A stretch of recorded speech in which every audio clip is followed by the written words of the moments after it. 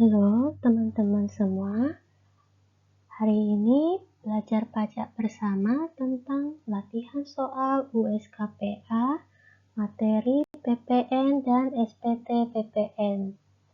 Oke, mari kita mulai. Soal nomor 1, penyerahan BKP di dalam daerah pabean oleh pengusaha kena pajak termasuk objek PPN.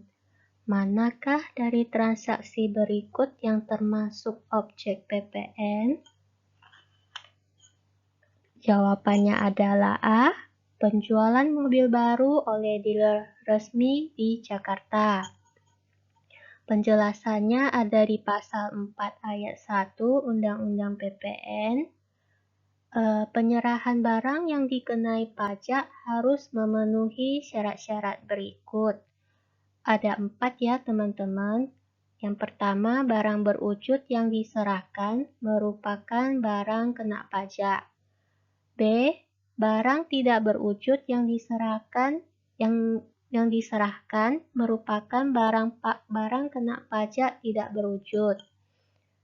C. Penyerahan dilakukan di dalam daerah pabean. Dan D. Penyerahan dilakukan dalam rangka kegiatan usaha atau pekerjaannya.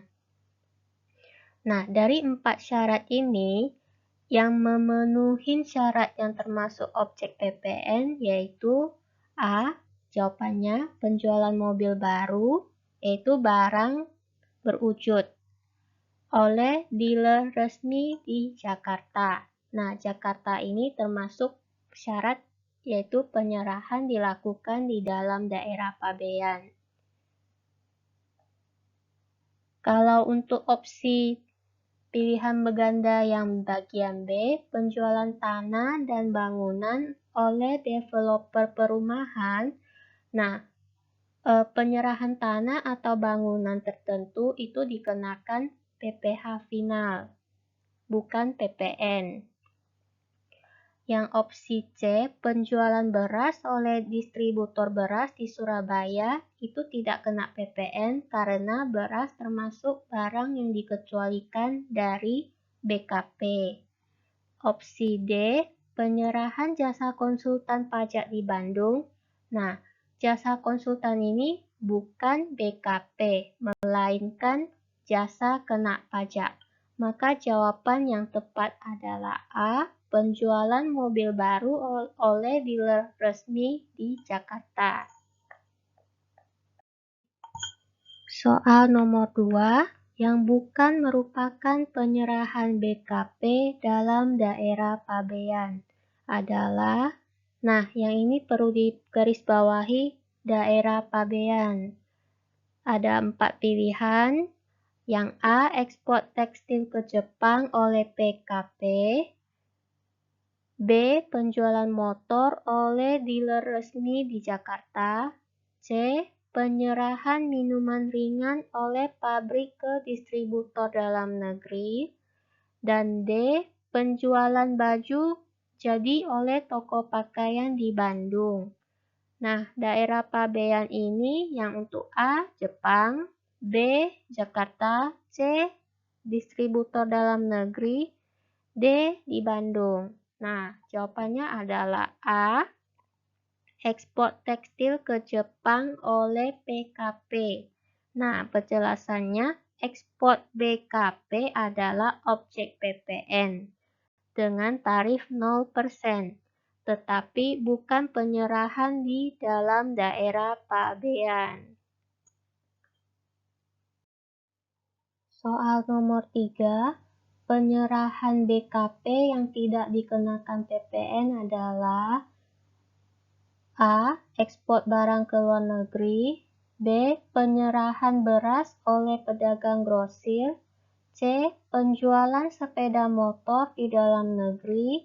D. Penyerahan kosmetik pasar di dalam negeri. Jawaban yang benar adalah B. Penyerahan beras oleh pedagang grosir. Karena beras adalah barang kebutuhan pokok yang dikecualikan dari objek PPN. Selain beras, Barang yang merupakan kebutuhan pokok yang tidak dikenakan PPN ada jagung, garam, minyak kelapa, gula, minyak tanah, kacang, kedelai, ikan asin, sayuran. Teman-teman, masih ada beberapa jenis makanan, kebutuhan pokok yang tidak dikenakan PPN yang belum saya sebutkan. Nanti teman-teman bisa bantu komen di Facebook, di TikTok atau di YouTube ya teman-teman.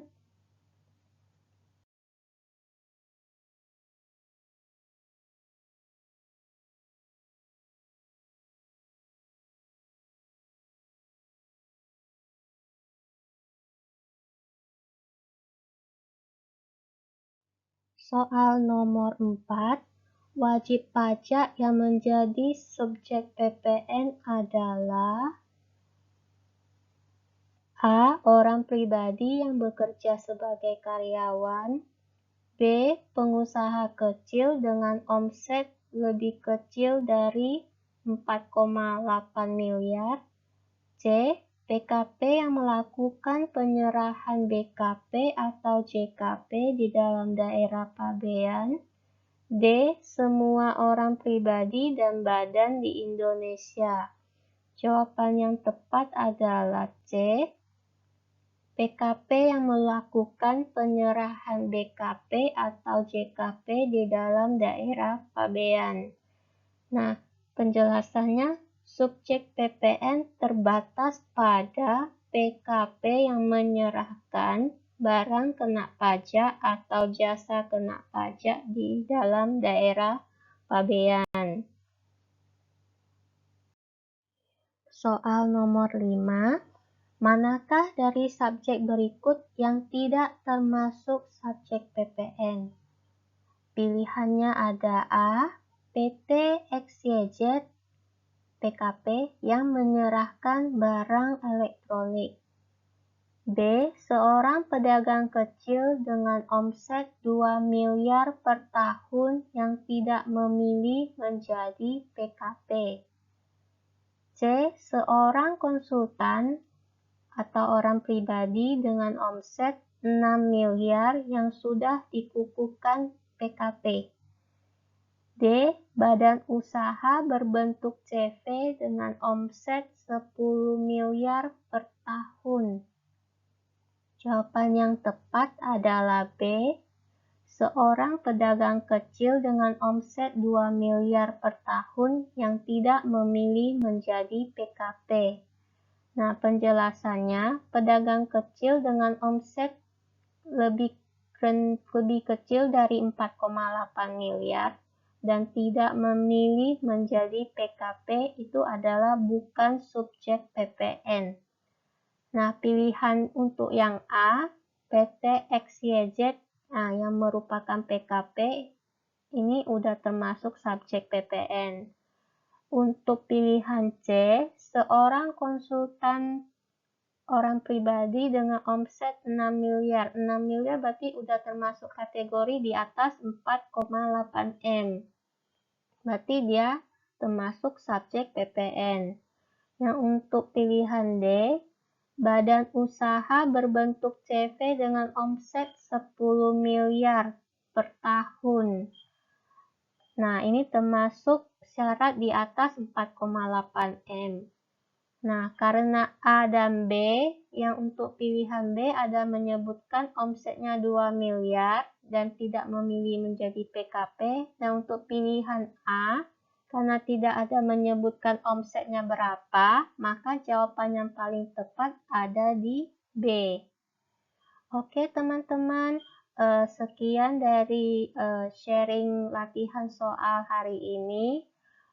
Semoga bermanfaat bagi teman-teman. Sementara saya hari ini share 5 soal dulu karena melihat sudah mendekati ujian USKP yang periode di bulan Oktober ini.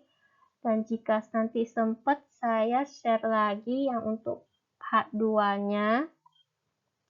Semoga sempat ya teman-teman. Terima kasih atas bantuan teman-teman di like, follow. Saya sangat senang bisa membantu. Sampai jumpa di video berikutnya. Bye-bye.